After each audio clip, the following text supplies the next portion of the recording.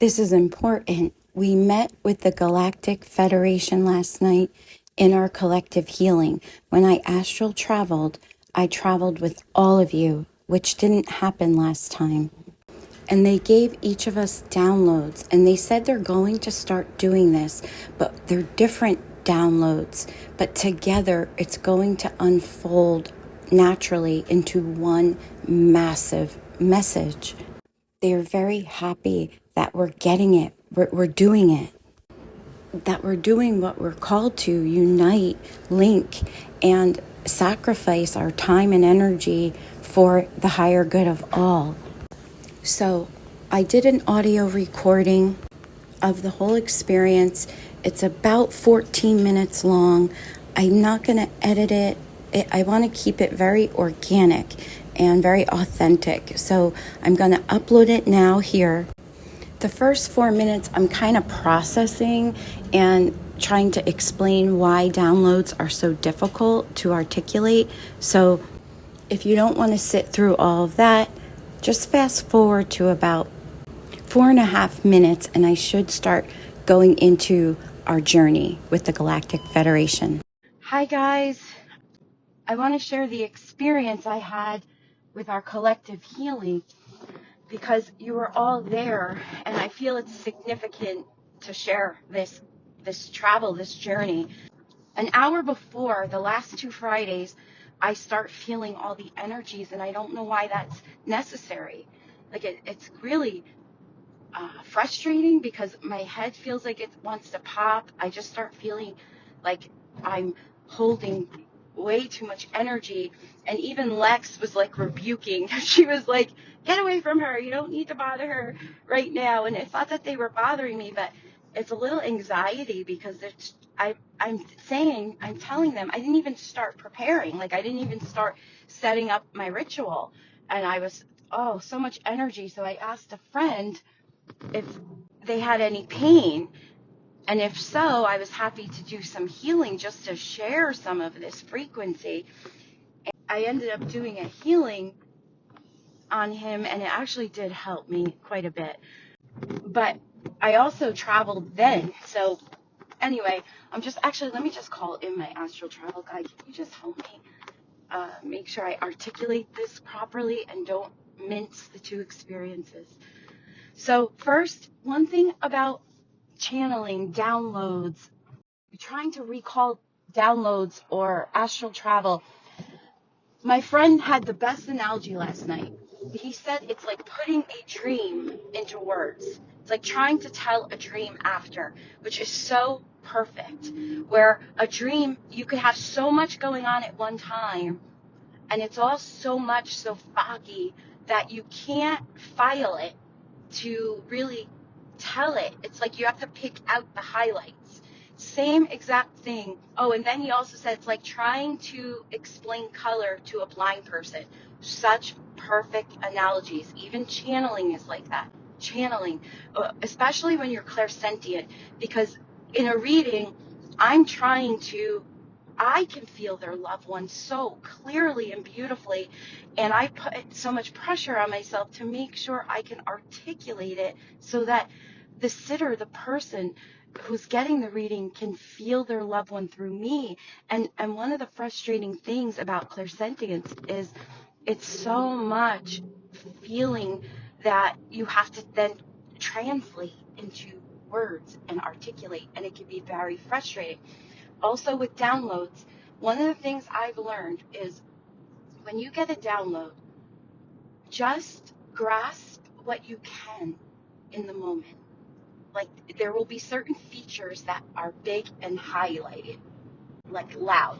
Again, the same friend last night was talking about stairs being very, what stood out in this whole visual, the stairs of this beautiful building. And yeah, see, the stairs is what the message is right now. And one of the things they told me is if you just grasp what you can at the moment and let the rest go, and it will circle back, it will unfold organically in waves as you need it.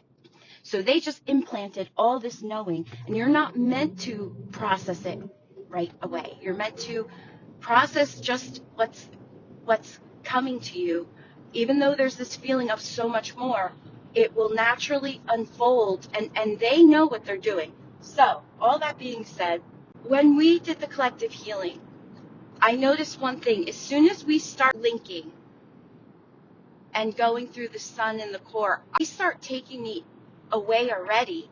I stop losing the ability to almost think and focus.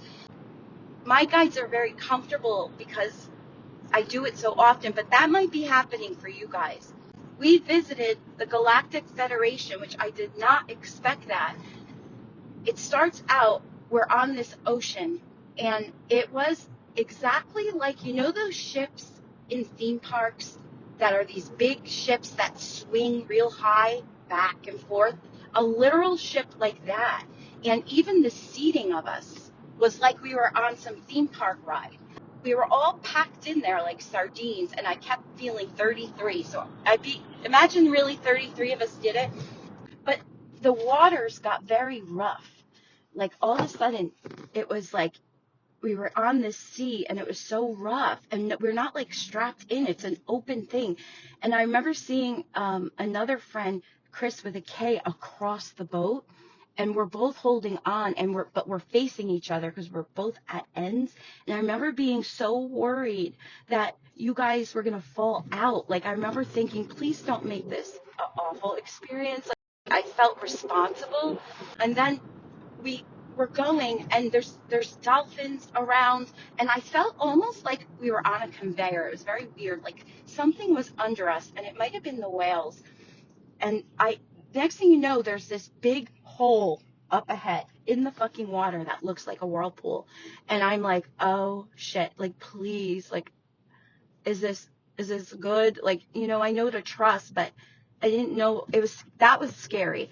And we went into this hole that was like a whirlpool, and I got a visual, the Titanic, how the thing's sinking, it's like straight up and down. That's what happened. But then it was just this feeling of a vacuum. Like, whoosh, there was no visuals in it. You couldn't see, it was just a vacuum. And then we come out, and there's this most beautiful, peaceful, like ethereal, majestic scenery world. It was so much, but we were on this moat, and there's these sparkles in the air, but they have sound. I don't know. It was like the sparkles made music all together. Very odd. I don't know how to explain it other than it was a sparkly world, but the sparkles literally play this like ethereal music. Very different. And there was this being in front of us. I've never seen anything like this. She was a combination, is there such a thing, of a fairy, because she had wings, but she was a mermaid. Like she had a tail, but like her ears had the point, and she had wings. So no clue, honestly. Then we're on this moat, and we're going around, and it's just very beautiful. Again, reminded me of like It's a Small World. Like this is the feelings I was getting. Like then we go, and there's this beautiful building, like this white marbly building with these massive gigantic doors. It reminded me of the Akashic Records building. We don't go in this building, but we're headed towards this building, and there's like, I'm thinking like, where's the boat gonna go? Because there's no door, or like, I don't know. And a mirage. So there's this like underground, remind me of like a garage door or something under it that was not there, that appeared. Very interesting. It's just all of a sudden there, and it's opened, and we go under the building, and when we get out, like when we're under, again, it reminded me of a ride, like the log flume, when when you get out on a platform, like, and it's slowly moving and someone's taking your hands. That's what was happening. There were these little elf-like guys. They were very sweet, like taking our hands. They looked like little dwarfs. And we come out, and when we walk on this platform, behind is like this garden. And in this garden, there is a ritual, and it's all of these beings. There is such a powerful force. And it's this feeling of them waiting on us because they all look over. And there's this main one. There's one sitting like on a throne. And I've seen him before. And he was Lyran. And it's just an older gentleman, like a lion man. And the beings are all circled around. And they all look over, and it's just different, like beautiful beings. Like I saw my Lemurian parents. I know them very well. And I have a student named Aries. They're her parents as well. But I saw them, and it comforted me. I saw so many. I saw Andromedans. I saw Pleiadians. I saw the bird-like people. What are they? The avians. Then I saw people with scales. I have no idea what they were. They had scales. Like they seemed like people of the sea. Weird. And almost like these bumps on the back of their head and neck and spine. It reminded me of a fin. I have no idea what kind of being this is. So they're in this circle, and we just know, there's no like speaking. We know we're supposed to walk up in the middle to this Lyran, and it reminded me of Ash Wednesday. I just don't know. It reminded me of like that authority feeling of like a priest where you're lining up for your ashes. And we're lining up, and he is making a symbol on our forehead. Again, it reminded me of Ash Wednesday. But the symbol was like iridescent. It was that color of like that paint that glows in the dark. That was the color of it. And it was like a sphere. I felt it. So what I felt was a sphere, and then almost like a star shaped in the middle, but then all spheres inside the sphere. And I got the sense of the seed of life.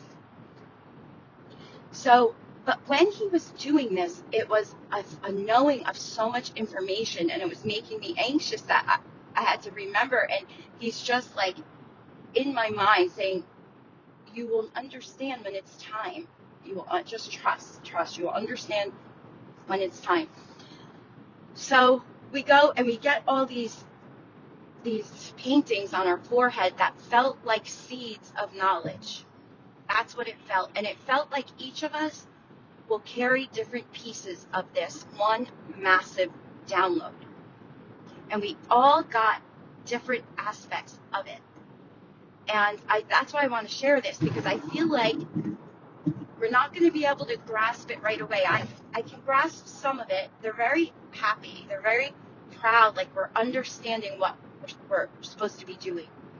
And they're very proud of us being so dedicated, and putting like our selfish needs aside and just sacrificing our Friday evenings, because it's so much energy that it kind of messes with your whole evening. Like mine, at 6, I start feeling it.